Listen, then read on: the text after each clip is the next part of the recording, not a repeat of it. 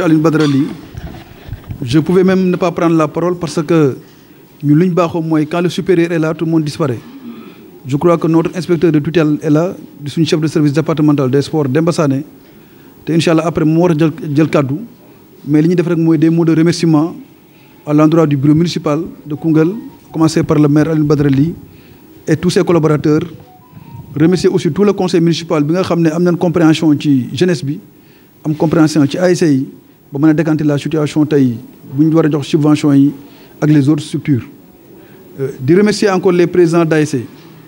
ci seen présence massive ak les présidents de zone. Je crois que monsieur le maire keroog le jeudi passé woote woon neen réunion au stade municipal de Koungheul d'urgence pour def le tirage de la coupe du maire.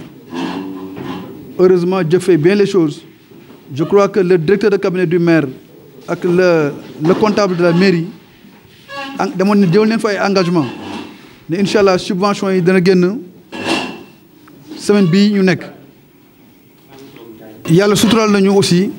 ba engagement yi ñoom ñi jëloon ne subvention yi dana génn semaine bii yàlla def na tey début de semaine lundi ñu jot subvention yi. Bien avant sax après le comptable préfet Coulibaly m'a appelé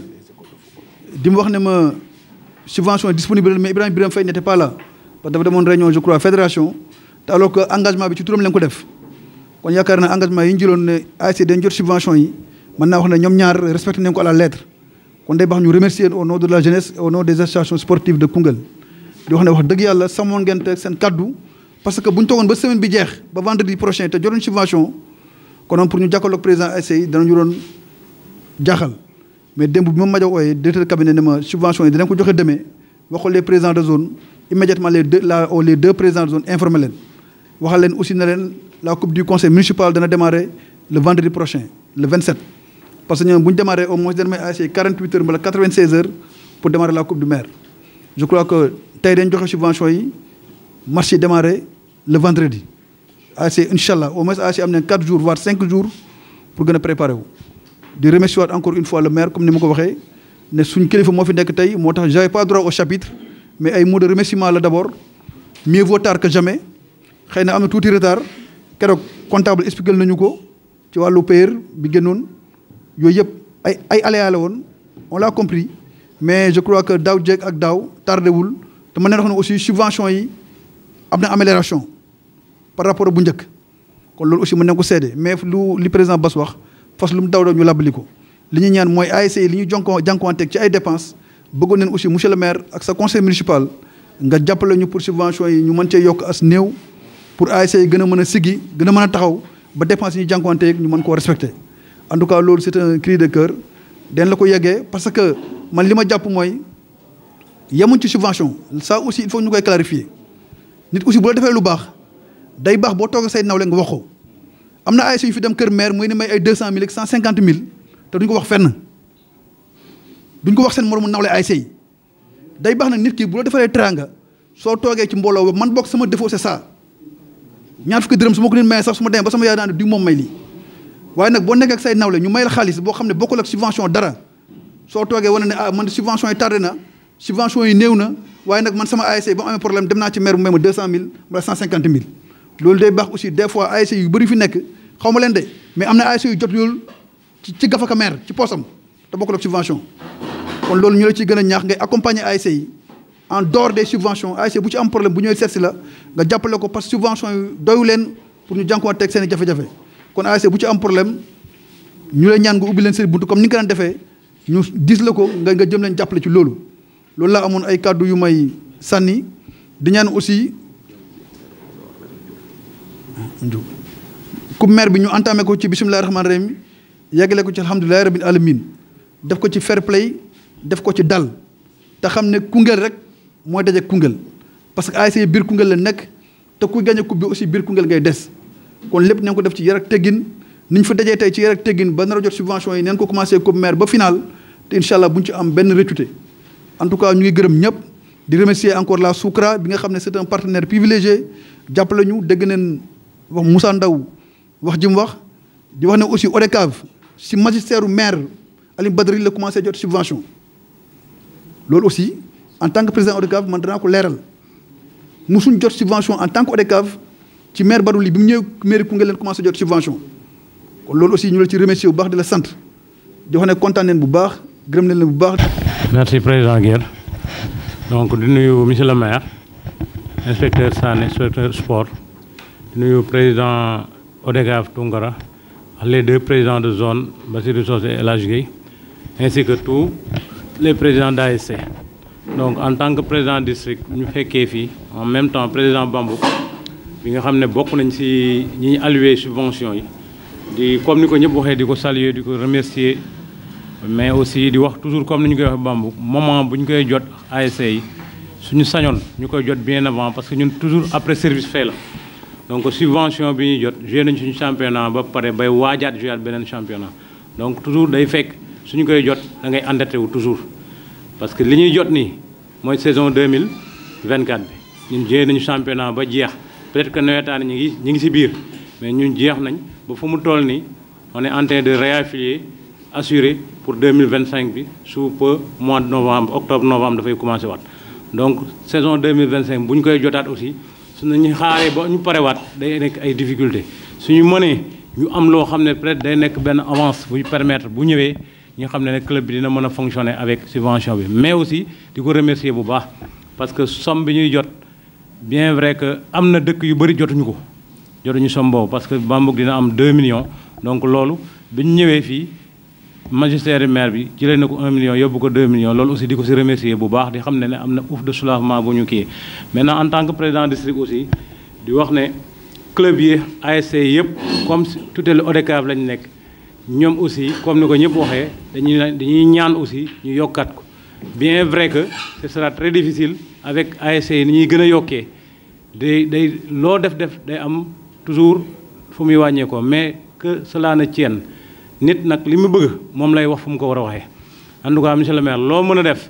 ba déwén subvention bi mu yokk ASC yi gën si gis seen bopp parce que football moo évolué léegi bu njëkk bi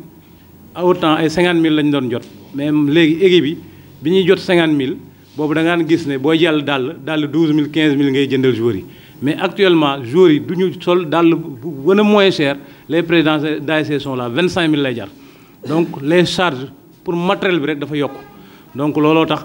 comme subvention bi su mënee nekk conseil municipal bi fi nga xam ne yaa ko jiite ñu yokk ko moom mooy gën te loolu day bénéfique pour Koungheul lépp donc j'ai été un peu long mais c'était tout simplement pour wax ne loolu daal soxla nañu ko bu baax encore une fois di remercier monsieur le maire ci subvention bu mu yokkal Bambouk merci beaucoup. donc di nuyu le maire di nuyu l'inspecteur des sports donc di nuyu suñu kilifa yi fi toog yëpp. voilà li ma ci bëggoon yokk rek ginnaaw bi ma nuyoo kilifa yi mooy di sant di gërëm monsieur le maire ndax man wax dëgg yàlla peut-être jàpp naa ne mën naa wax pour tout le monde ñi fi nekk ñëpp mën naa wax seen tur parce que déjà Koungheul Bambouk di équipe Fagnon bu Koungheul déjà man maay le trésorier président mi ngi fi mais mënoon naa wax ci turu Koungheul Bambouk ASC yi mën naa wax ci seen tur parce que dama bokk ci ASC jamono acteurs culturels yi fi nekk muy réseau des acteurs culturels je suis membre du réseau mën naa wax ci turu acteurs culturels yi mën naa wax aussi ci casquette bi nga xam ne peut-être moo tax ñu ooma tey muy le président du district de basket de Koungheul nekk en même temps le président du club de Koungheul donc li tax je tenais à dire ces mots là ndax mooy li ñëpp wax rek donc subvention yi pour les ASC d'abord dama jàpp ne ñu ngi naan peut-être c'est un peu tard man jàpp naa ne c'est pas tard ndax boo xoolee nawetaan yi buy commencer ASC bi waa koñ bi boo xoolee dañuy mobiliser wu génne ku ci nekk li nga am nga génne donc instant bu ñu tollee fii ci lay xaw a compliqué quoi ASC instant bii nii sax dama jàpp ne ci lañ gën a soxla subvention yi ces subventions c'est venu à son heure loolu Lamine mën na ma ko seede ASC instant yi la ñu commencé sonn donc président yëpp mën nañ seede loolu donc bu weesoo loolu Koungheul Bambouk bi ñu nekk di ci liggéey ànd ci ak président Pape Biram donc ren dañu demoon ba war a qualifier tournoi monté donc malheureusement ñu daan ñu sur PV ci ay papier mais teewul donc dañuy defarwaat rek déwén ñu demaat championnat régional. li tax ma bëgg a insister ci Koungheul Bambouk parce que au début de la saison donc xale yi football ba Koungheul Bambouk muy joueurs yi donc dañu signé woon ak ñoom benn contrat moral ku ci nekk si ñoom dañ ne woon bu championnat bi jeexee dañ la jox 50 000 francs comme salaire donc ñu football ci conditions yu métti nag wax dëgg yàlla championnat bi jeex ñu qualifié ba yàlla def li muy def teewul chaque jour ñu may interpeller suñu 50 000 yi fu mu toll chaque jour tey rek moo ci mujj ndax dégg nañ ne subvention yi muy génn parce que dañ leen waxoon ne que bu subvention yi génnee incha allah ñun danañ bàyyi lu ñu neexee lu ñu naqadi yëpp comme dañ ko déggoon ak yéen donc ku ci nekk liñ la war a jox ñu jox la ko te yaakaar naa ne gëm naa ne subvention yi bu yegsee rek président mën na ma bañ a démentir donc yaakaar naa ci loolu la jëm peut-être li ci des xam naa ñu xool peut-être yeneen moyens yi ñu trouvé peut-être pour def affiliation yeeg licence yi parce que loolu moo gën a nekk priorité ndax tey say bu ñu ko deful rek bu ëllëgee mën nañ am problème ak booy sax pour ñoom ñu mën a football Koungheul Bambouk déwén bu ñu leen soxlaa ci au niveau du championnat. bu loolu weesoo ma wax peut-être ci basket bi ma xam ne moo fi indi maire ñu ngi lay gërëm sant bu baax a baax dëgg yàlla man personnellement parce que subvention yi comme ni nga ko waxee donc dafa néewoon trop 50 000 lañu daan jot 100 000 bi nga ñëwee première année bi nga defal ñu basket 200 000 ndax ñu ak yow ñoo dëkk tout le temps da nga fay romb da ngay gis liggéey bi ñuy liggéey donc da ngay gis coono bi ñuy daj aussi te duñu jugee sa nopp yi heure bu ñu amee problème rek dañuy daw si donc dama jàpp ne subvention bi lii juste cérémonie officielle la rek pour wane ne ñu ngi joxe subvention mais li ngay seex ak ASC en amont yaakaar naa moo ëpp fuuf subvention yi te loolu moo ëpp solo Guèye wax na ko sànq baax na bu ñu toogee ñu koy wax parce que ren dañu joué dañu basket championnat régional parce que bu métti championnat bu métti te yàgg donc am sorte yu bëri daan dem ak ñëw mu métti woon trop te yàlla xam na ne heure bu ñu sonn rek bu ñu la fëggee rek génne nga say moyen def ci ba ci final bi moo ci mujj nga génne xaalis bëri yemoo ci nga déployer une équipe ma jaw dirigé ko ak ñoom Mansour ak ñoom El Hadj ak ñoom ñëpp ñoom Papa Nia ñëw à Kaffrine soutenir ñu accompagner ñu ba match bi jeex donc yàlla def ñu qualifié au niveau de la D2 déwén ñu war a jouer au championnat D2 donc loolu yëpp wax dëgg yàlla bu amee jàpp naa ne sa taxawaay ak sa jàppale bi da cee ànd donc au passage di leen remercier bu baax a baax te xam naa ne même bu dul dara sax loolu yàgg nañ ko seeq bien avant que mu ñuy wax waxu subvention te yaakaar naa noonu lay continuer donc ñu ngi lay remercier bu baax di la sant je tenais vraiment à dire ce mot là j'ai été un peu long mais di sant ñëpp di gërëm ñëpp wax dëgg yàlla loolu laa bëggoon wax maa ngi gërëm ñëpp. asalaamaaleykum ñu ngi leen di nuyu di leen jox seen wàccuwaay bu baax a baax waaw sant yi ca kàddu yi moom day nekk kàddu sant rek ak ngërëm quoi parce que je pense que bi mooy deuxième fois ñuy jot subvention quoi te yaakaar naa ne monsieur le maire moo ñu njëkk a jox subvention ñu koy rafetlu bu baax a baax mais ñun benn affaire rek la ñuy jooy chaque jour quoi mooy suñu centre socio-culturel bi quoi. de ce fait que boo xoolee ASC yi fi nekk yëpp à chaque fois ñu ngi dem stade di def seeni activité mais ñun jusqu'à présent mënuñ def benn activité d'ailleurs la fois passée rek am nañ benn résidence culturelle ak waa Kédougou mais dañ leen mujj rejeté parce que amuñ fi ñu leen recevoir voilà de ce fait que maire lii nag dafa nekk cri de cœur quoi acteurs culturels yëpp waaw ñu ngi sa ginnaaw te bëgg nañ nga libérer ñu centre culturel bi voilà wasalaam di sant di gërëm bu baax a baax. donc maa ngi nuyu ñëpp. maa ngi tudd Demba Sané chef de service départemental des sports de Koungheul maa remplacé Moussa Kaddam donc moom moo dem Foundiougne man ma ñëw fii donc nuyoo maa ngi koy tàmbale ci monsieur le maire maa ngi leen nuyu yow sa équipe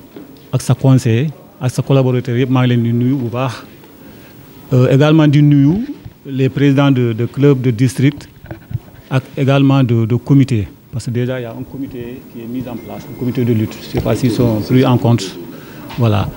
Donc, di nuyu acteurs mouvement de la jeunesse et sport yëpp.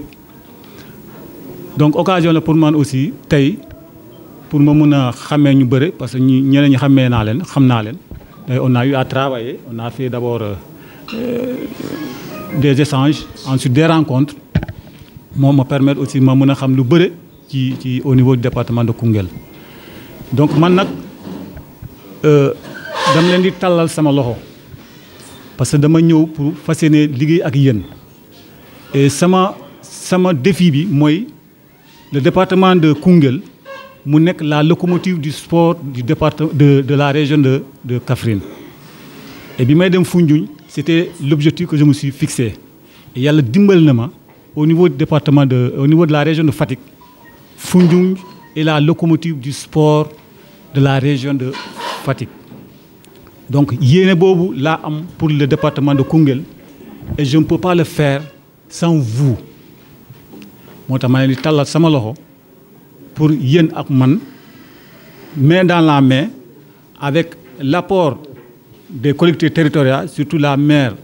mairie de chef-lieu de département muy le maire monsieur Ly mu jàpp ci lu bëree bëri parce que gis naa lu muy def am naa aussi ay écho bokk naa ci ay groupes yi nga xamante ne maa ngi dégg lu bëri ci Koungheul action muy def donc non seulement dans le sport mais aussi dans d'autres domaines donc monsieur le maire il y a beaucoup de cris de cœur parmi les gens qui ont pris la parole je crois que c'est pas entré dans l'oreille d'un sourd te li ngay def ci feneen te yaa ngi koy def ci dans le milieu sport dégg naa ko lu bëri teg naa sama bët ma bëggoon nga accompagner ñu ñii lu ñu wax nii c'est pas impossible c'est possible et moi en tant que votre conseiller en matière de sport je serai toujours à votre côté moi j'ai pas de connotation politique je suis sportif mais fii kenn mënul xam ban discipline laa bokk su ma la ko waxul donc du ngeen ma gis fenn ma far donc je serai à équidistance avec tout le monde je serai comment ça s'appelle là je serai au juste milieu donc mes portes seront ouvertes 24 heures sur 24 si vous le voulez dinaa leen bàyyi sama numéro de téléphone mon service quand je suis pas là il y a Barry souvent moom mooy représenter même quand je suis là je me fais représenter par Barry pour plusieurs raisons il est du milieu il est de la zone il est enseignant il a été détaché dans mon ministère ñu mettre à la disposition de mon service ma bëggoon aussi moom aussi à mes côtés qu'il apprenne que ëllëg ci biir mën nañ ko jox ay responsabilités mu bañ a doon li nga xamante da koy bett moo tax chaque fois vous le voyez dans des rencontres où je devais être présent et que moom moo fay nekk donc loolu laa bëggoon peut-être ngeen xam ko. yëpp macha allah siiw na ko jàppale ñu rien que pour la réussite du sport dans le département de Koungheul mën naa wax ne résultats yi ñu fi am ci sport dans son intégralité joué na ci à 80 voilà je parlais de Abdou Tall il vient d'arriver kadam liggéey na ci liggéey bu am solo dans le département de Koungheul. ma ñaan aussi le monde sportif ñun ñëpp xaw ma final ODCAV lay nekk xaw ma final zone yi mais dañ ci waxtaan nag dans toutes les zones du département de Koungheul ñu jàpp benn bés boo xam ne dañ ciy sargal inspecteur Moussa Kadam comme ni ñu ko defaloon inspecteur ndaw jeunesse ndax mérité na ko ndax liggéey na ko fi ñu defal nit po fekk da nga ko def rek pour ngisal mais Kadam liggéey na ci loo xam ne département de Koungheul mérité na jeunesse du département bi yëpp ak toutes les autorités laa wax locales les maires conseil départemental yëpp sargal ko ndax jinañu ko jàppale nañu liggéeyal nañu loolu man kenn mënu ma ko def day baax moo tax ceeg ñi ma ko séq ak ñëpp ma leen ñaan loolu aussi buñ ci jubloo ñu waxtaanee ko ñu ñëpp jàpp ci pour sargal inspecteur Moussa Kadam c'est sur ces mots laay jox kàddu gi le premier magistrat de la ville de Koungheul monsieur Aline Badara Ly mi nga xam ne tey moo wootee pour joxe les subventions des ASC mais des autres structures ñu wax ne ASC rek daju ñu fi tey pour jox leen subvention je crois que structures yu bëri ñu ngi fi danañ jot subvention kon do ASC rek bu ñu fa yeggee directeur de cabinet du maire Madiaw dana décliner encore subvention bi ni mu tëddee ku ci nekk li nga ci am ñu doog ko joxe monsieur le maire kaddu gango. waaw damay tàmbalee d'abord nuyu monsieur l'inspecteur des sports monsieur Sané nuyu le président de l'ODCAV président du district mais aussi les deux présidents de zone ak les présidents d'ASC yi nga xam ne ñoom ñoo fi teew tey ci ngoon gi. damay tàmbalee d'abord indi benn clarification bu ndaw ci peut-être retardu subvention bi vous n'êtes pas sans savoir que subvention bi dafay découler ci fonds de concours yi nga xam ne dañ koy jot ak fonds de dotation yi donc retard positionnement wu fonds yooyu moo waral xëy na mu tardé ba ngeen jeex ci jot nii mais suñu yéene moo doon comme niñ ko defee ci première année bi defee ko deuxième année bi moo doon ngeen teel ci jot pour mu mun leen jëriñ parce que ndimbal dafa war a gaaw defe naa ne booy dimbale nit na nga ci war a gaaw pour mu mun ko jëriñ donc loolu moo doon suñu yéene bon mais nag malheureusement ça n'a pas pu se faire parce que tout simplement il y a eu un retard de positionnement des fonds de concours ak fonds de dotation yi moo waral xëy na mu xaw a tardé dégg nañ aussi suggestion yi ngeen wax mooy ñu jéem a xool nu ñu ko yokkee mais monsieur l'honorable conseiller Guère Tunkara ne me démentira pas moom xam na mën-mënu commune bi je pense que déjà yëkkati nañ ko ba mu jóg fu kawee mais jéem ko romb du yomb mais nag kenn du ne mënuwul on verra avec peut-être l'œil avisé de l'inspecteur des sports ici présent je l'avais même demandé na ma defal benn plan d'action en ce sens ñu xool naka la ñuy gën a mën a ñoŋalee sport bi fii ci département bi donc ñu ngi ubbeeku nañ ci toute forme de suggestion bu mu ñu jox dinañ ko wéyee jéem a xool naka la ñuy def ba mun a yokku en tout cas sachez que notre objectif nous c'est de faire mieux mooy fexe ba nga xamante ni lépp loo xam ne ñu ngi koy def waaw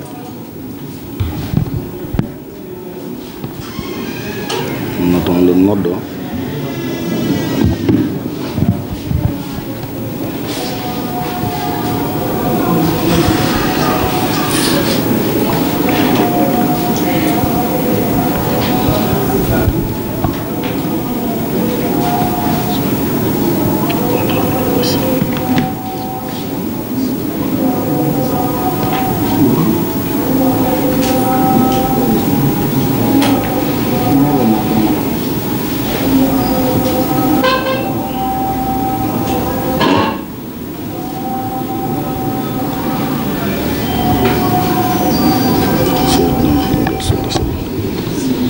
waaw baal leen ma de donc je disais que suñu yéene mooy fexe ba nga xamante ni lépp loo xam ne souhait la wala mbébétu jeunesse su Koungheul ñu taxaw ci yokk ko donc moo ñu motiver woon bi ñuy jëlee subvention bi fi mu nekkoon yokk ko bu fi nekk incha allah suñu amee possibilité boo xam ne dinañu mun permettre ñu def ko aussi dinañ ko yokkaat en tout cas sachez que une brèche est ouverte à chaque fois qu'il y aura possibilité d'améliorer les choses parce que nous sommes conscients du fait que doyul parce que xam nañ parce que nous faisons l'objet de multiples sollicitations venant des ASC Guère wax na ko sànq je reçois quasiment toutes les ASC de Koungheul qui viennent me solliciter pour des appuis donc su doyoon li ñu leen di jox defe naa ne duñ leen gis xam nañ ne doyul xam nañ ne aussi il est urgent ou il est même plus que nécessaire de rajouter ou de faire une rallonge ci subvention bi mais on ne le fera qu'avec les possibilités que nous avons parce que nag la plus belle femme du monde n'offre que ce qu'elle a donc munoo jël engagement ne dinaa yokk subvention te amoo possibilité bi ëllëg ñu ne moo waxoon defu ko donc loolu dañuy éviter di dugg ci yu mel noonu en tout cas sachez qu'on va réfléchir sur ça comme ni ma ko waxee ak inspecteur ñu xool lu mu ñu ci mun gungee mu gungee ñu ci beneen bi je pense que c'est l'affaire du centre socio-culturel c'est vrai gis naa ay interpellations à travers xibaaru Bambouk ak yooyu yëpp Kabir mon jeune frère m'a adressé une correspondance ouverte en ce sens pour que ma tontu ko ci mais j'avais même dit je l'ai appelé parce que amuñu problème man ak moom on se parle à chaque fois que le besoin se pose donc nee naa ko boo ñëwoon ci man indil ma caméra sax ma tontu la ci centre socio-culturel bi parce que je pense que ñun bi ñu fiy ñëw dañ fekk un centre socio-culturel en chantier qui avait des difficultés à être achevé on s'est débrouillé avec les moyens du bord pour yeggali ko mais aujourd'hui suñu leen joxee un centre socio-culturel qui n'est pas équipé mënu leen jëriñ il nous faut trouver une astuce pour équiper ce centre socio-culturel avant de procéder à l'inauguration inaugurer moo gën a yomb damay dem jënd fële ci Seydou Ba benn ruban ñëw takk woo xibaaru Bambouk Fir Info ñëw kaay leen ñu inaugurer je vous appelle vous venez on vous donne les clés mais si on vous donne les clés d'un local où il y a même pas de sonorisation où il y a pas les il y a rien du tout c'est juste des murs à quoi ça va vous servir à rien du tout donc moi j'ai jugé utile avant de vous le remettre on s'est battu ba réceptionner ko on l'a réceptionné les travaux sont bons on a réceptionné malgré les multiples malfaçon qu'on a trouvé sur place parce que c'est ce qui a créé peut-être yenn retard yi parce que entreprise bi dañ ko assigné pour mu def liggéey bi ni mu waree xëy na loolu moo tardeloon affaire yi mais moi je pense que tey yàkkamti aussi warul tax ngeen ne leen jox centre socio-culturel boo xam ne mun leen ko utiliser tey boo ñëwee ci buntu bi vous voyez bien que devanture bi yëpp ñax la donc loolu dañ ne ñun on naka def ko pavé ko ba nga xam ne dina baax par ricochet les bodykas ceux qui pratiquent les arts martiaux pourront l'utiliser aussi comme terrain d'entraînement donc benn xeer bu jam ñaari picc lay doon mais encore que il faut que nit ñi comprendre ne le centre socio-culturel c'est pas un édifice qui est destiné aux acteurs culturels tout simplement ça il faut que parce que apparemment ñoom dañuy def tuuti genre confusion ci loolu le centre socio-culturel c'est un édifice de jeunes que peuvent utiliser non seulement les acteurs culturels les ASC peuvent l'utiliser la jeunesse de Koungheul dans son intégralité peut l'utiliser donc ñun dañ ne balaa ñu koy jébbal dañuy dem équiper ko ñu ngi xool suñuy pexe yu ñuy def parce que nous sommes dans une localité où la raréfaction des ressources fait défaut c'est un réel problème donc il nous faut trouver une formule pour mun a yeggali loolu ñuy wax def pavé yi mais aussi équiper ko pour mun leen ko jox loolu moo tardeel centre socio-culturel bi mais amaluñu njëriñ ñu teg ko foofu bañ ko joxe loolu dama bëgg mu nekk loo xam ne ngeen xam ne bon on n'a pas vraiment de problème sur ça pour vous le remettre le préfet m'a interpellé sur ça d'aucuns parmi vous ont été le voir il m'a appelé pour me dire je lui ai expliqué le comment donc il a compris maintenant peut-être que explication boobu moo yegg siwul woon ci yéen mais j'ai dit l'un comme l'autre ñun on est tous Koungheulois je pense que samay buntu tëjaluma kenn muy yow Lamine muy Kabir muy keneen muy Fallou Ndiéguène mi nga xam ne c'est le président des acteurs culturels donc képp ku soxla wax ak man ci quoi que ce soit concernant ce centre boo ñëwee je vais t'accueillir à bras ouverts et je te donnerai la bonne information je pense que loolu moo am solo donc ñuy faral di waxtaan di éviter peut-être yenn yi nga xam ne sax mun na indi ay jafe-jafe wala ay yenn velléité d'hostilité quoi jaru ko daal en tout cas na seen xel dal on va ñu ngi ci dinañ fexe ci nu mu gën a gaawee ñu équiper ko woo leen ngeen ñëw ñu célébrer ko en grande pompe jox leen caabi yi ngeen mën ko wéyee wala jëfandikoo donc loolu aussi je tenais à apporter ces quelques éléments de réponse pour que ngeen xam ne nous la mairie de Koungheul du Kër Badouli fii c'est une maison de verre où ce qui se fait se fera toujours dans la plus grande transparence duñu nekkuñu fii pour sonnal Koungheulwaa mais dañu fi nekk parce que yàlla moo ñu teg fii à un moment donné pour que ñu wuyu ñu apporter des réponses aux problèmes des Koungheulwaa donc loolu ci loolu la ñuy nekk ba bu ñu fiy jógee ba keneen di fi ñëw ñu ñaanal ko mu nekk ci loolu donc loolu laa ci bëggoon wax en tout cas di revenir un peu ci subvention yi di wax ne on a mis la barre un peu haute même si quelquefois on a même des difficultés pour y parvenir mais on va s'arranger pour trouver les bonnes formules pour mun ko yokk wala mun xool naka la ñuy defee ba nga xam ne vraiment dinañ dem au sens où vous le voulez loolu benn la beneen bi mooy le stade de Koungheul c'est vrai inspecteur waxtaan nañ ci parce que aujourd'hui j'entends partout que projecteurs yi leerul c'est pas un problème de projecteur bu leerul encore une fois de plus c'est juste boo jëlee tey les mâts là yu ñu def les projecteurs c'est des mâts yoo xam ne qui sont très hauts par rapport à la pelouse du stade donc il faut un redressement je me suis même attaché à ces services pour qu'ils essayent de nous trouver des techniciens qui pourront venir nous corriger cela donc sachez que aussi c'est une question sur laquelle nous nous penchons chaque jour pour essayer d'y remédier et Inch'Allah par la force des choses on le fera loolu moom ngeen xam ko parce que li indi projecteurs yi defe naa ne réglage du ko jaaxal dinañ def pexe ba ñu régler ko man ñu ngi ci yeneen yoo xam ne dañ jëloon ay engagement ne dinañ fexe au moins ñafe ba indi fi une pelouse gazon synthétique ak yu mel noonu donc aujourd'hui on est très bien avancé sur ça on a même des gens qui doivent venir normalement pour ça ils vont venir xool naka leen ñuy accompagner ñu defaraat mais par ricochet tous ces allées désagréments yi nga xam ne projecteurs yi mu ngi koy posé dinañ ci profité régler ko ba nga xam ne dootul nekkati jafe-jafe en tout cas sachez qu'on est là pour vous et que tout ce qui nous incombe ou tout ce qu'on devrait faire pour vraiment vous aider à mieux vivre votre passion le sport on le fera sous l'œil avisé de l'inspecteur des sports mais aussi par ricochet bëgg naa leen ñaan dara parce que wax na ko c'est vrai joxuñ leen pour chantage leen ne leen kaay leen def déedéet mais dañ ne yëfu cité bi yëfu gox bi na nekk seen yëf ñoom parce que tey c'est inconcevable ñu ne dañuy def journée setal sunu réew que tout le monde se mobilise l'armée se mobilise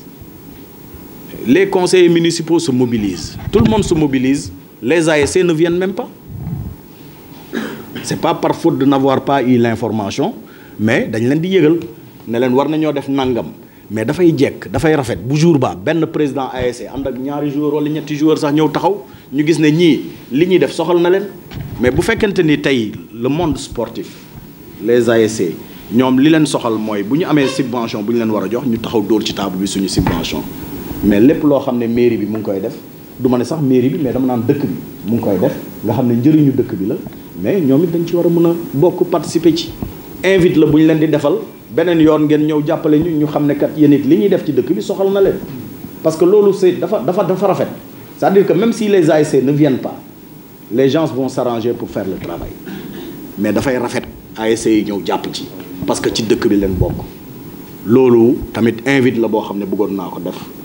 à l'endroit du président de l'ODECAV ak les présidents de zone pour que ñu sensibiliser ci un peu les ASC ñu xam ne ASC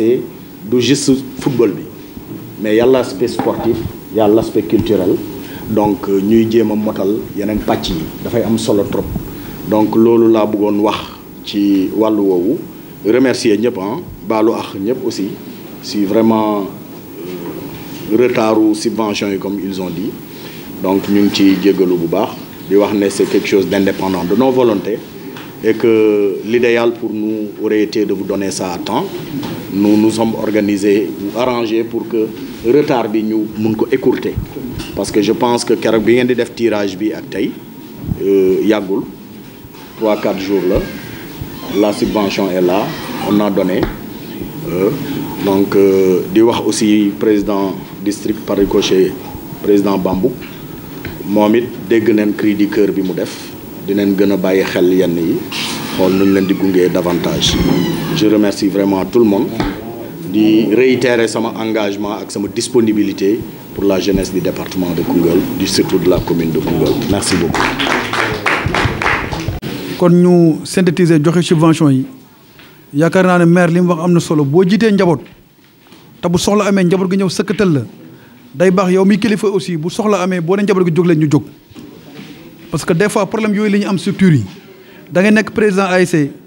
bu laaj xaalis jotee ñu ñëw laaj la xaalis su war a génnee subvention jotee ñëw sëkkatal ne la président subvention bi jotuñ ko kon day baax bu cité bi soxla état soxla parce que dara gënul doy waar un ministre de la république di ñëw Koungheul seetal suñu réew ñu yëgal ko ASC yi ñëpp war a génn ñëw ànd ak ministre bi def liggéey bi on n'a pas vu les ASC rafetul ci déggin rafetul ci xolin nit ki boo nekkee un citoyen sénégalais autorité di ñëw ci dëkk di ñëw sa dëkk di leen liggéeyal yow yaa war a jiitu ci liggéey moom mu topp sa gannaaw mais malheureusement quand il s'agit pour ñu laaj président ASC xaalis bala ay président zone yi bala président ODCAV les ASC sont prêts pour attaquer mais nag bu ñoom en retour bu ñu leen waxee leen génn leen ñu dem defi lii pour ñu déggal président structure yi dafay xaw a poser problème kon loolu aussi ñoo ciy ñaax su ëllëgee lépp lu cité bi xewle ak fu mu mënta doon ñu génn ànd ci man de je m'engage ma nekk président ODCAV ma ñàkk koo nekk je suis un citoyen de Koungheul lépp lu fi xew ci dëkk bi ak ku fi mën a nekk maire ak loo mën a doon soo wootee dans le uy si ànd ak yow liggéey nekk sa gannaaw loolu moo doxal dëkk teg les divergences yi yeneen fële parce que yu ci bëri c'est des considérations yoo xam ne kenn mënu ko wax fii ñun ñëpp doomu Koungheul on se comprend te jaru ko fi nag lu jot yomb ëllëg bu ne El Babou mii mooy nekk maire Koungheul kenn mënu ci dara yàlla koy def te day am yàkkamti nag sa wërsëg je crois que des fois ñu bëri mooy dal doomu adama yu bëri c'est une parenthèse ngeen baal ma ak ci loolu mais dama ko leeral. moom li muy def pour 23 ASC Koungheul ñi dem këram di ko solliciter moo ñu jox xaalis ñu ci bëri ñu ngi ci salle bi même mosuñu ko wax fenn ci grand place yi kenn du ko wax ma bëgg nag nañ koy denc ba yegg ci subvention bi su mairie bi génnee ne maa joxe lii Badou génnee ne poosam ne man maa ci teg lii ñëpp bokk ci yamandoor maa ngi jéego ci kàddu yi di gërëm la jox la directeur cabinet du maire mu jël ma jaw. Merci président de l'ODCAV. Donc ñu ngi nuyu ñëpp di jiital ci nuyoo bi monsieur le maire, monsieur l'inspecteur, les présidents de zone, président du district, en même temps vice-président Bambouk, les présidents de zone et autres représentants des structures. Parce que subvention yi nekkul seulement pour football bi mais ñee ñi dem ci bokk. Donc mooy wax ne subvention yi peut-être que ñu ne nañ ko yokk mais yokk nañ ko danaan nañ ko yokkaat parce que subvention yi bi ñu fiy ñëw 2 millions la woon donc 1 million bi ñun ñi nga xam ne ñoo nekkoon ci football bi ñun ñëpp ASC et zone loolu lañ doon séddoo tey jii les subventions c'est 6 millions et les ASC et les zones ñu ngi séddoo presque 2 millions 550 kon loolu am na yokk lu jugee ci 1 million ba 2 millions 550 am na yokk ASC yi ñu ngi yokku en termes d'effectifs mais li ñu doon joxe pendant les 2 ans là ba léegi changé wuñ ko kon peut-être que am na benn micmac bu ñu siy def pour maintenir ñun li ñu doon def parce que ASC yi 20 la woon léegi ñu ngi ci 23 et pourtant ASC yi nga xam ne nekk ci yëpp nekk senior ku ne da nga maintenir sa enveloppe am 100 000 francs équipe cadette yi daan am 50 000 francs les zones et l'ODCAV ñoom ku ne dana am une enveloppe de 100 000 francs Soukra bi nga xam ne aussi arbitre yi daan am 50 000 francs il y a 3 écoles de football parce que bu njëkk 2 la ñu doon wax mais il paraît que y a Djibi Faye Mansour et Mamadou Diallo parce que daaw la ñu defoon suggestion boobu noonu nañu moom aussi am na école football ren aussi dañ ko intégré ñoom ku ne da nga am 50 000 francs la presse ñoom aussi dañoo am seen association je pense que Motar moo leen diriger structure lan ñoom daan am 100 000 francs Koungheul Bambouk FC dana am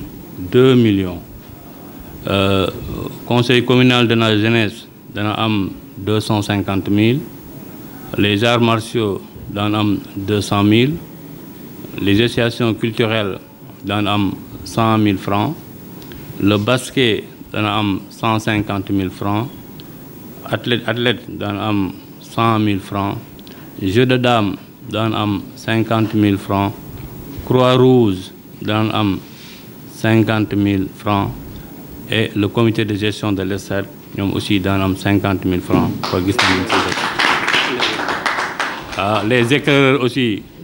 tey tardivement lañ ma woo ne ma déposé woon nañ fi seen récépissé mais aussi ñoom aussi daan am 50 000 francs donc éclaireur daan am 50 000 francs may wax ne structure yi nekk Koungheul yëpp nga xam ne ñoom signalé woon nañ ne ñoom ñu ngi organisé wu fii nii ñëw déposé au niveau de la mairie seeni récépissé ñoom ñëpp dañ leen di jël en compte je pense que ku fi ñëw daaw ak ren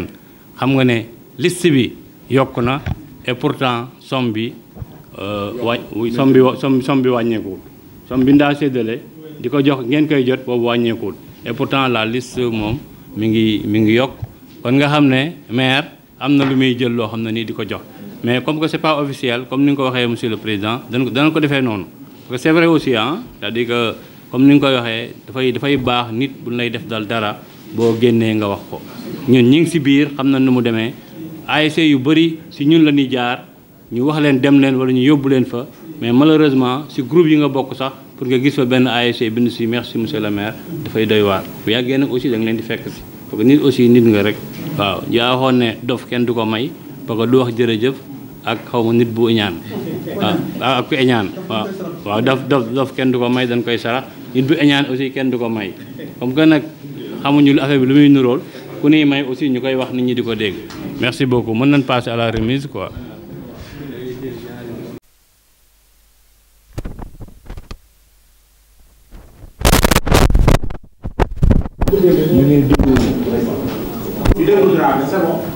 C'est bon hein?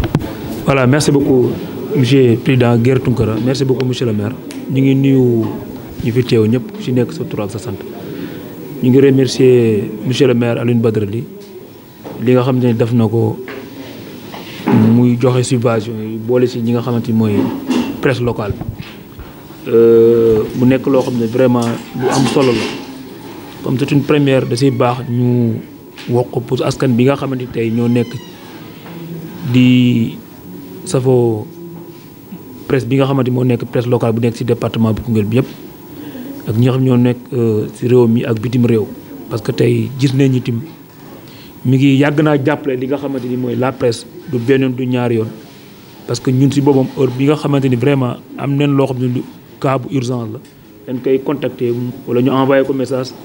soit mu boole ñoo majo wala mu boole ñoo ki nga xamante moom mooy préfet kon bu ñëwee yëkkatiwaat loxoom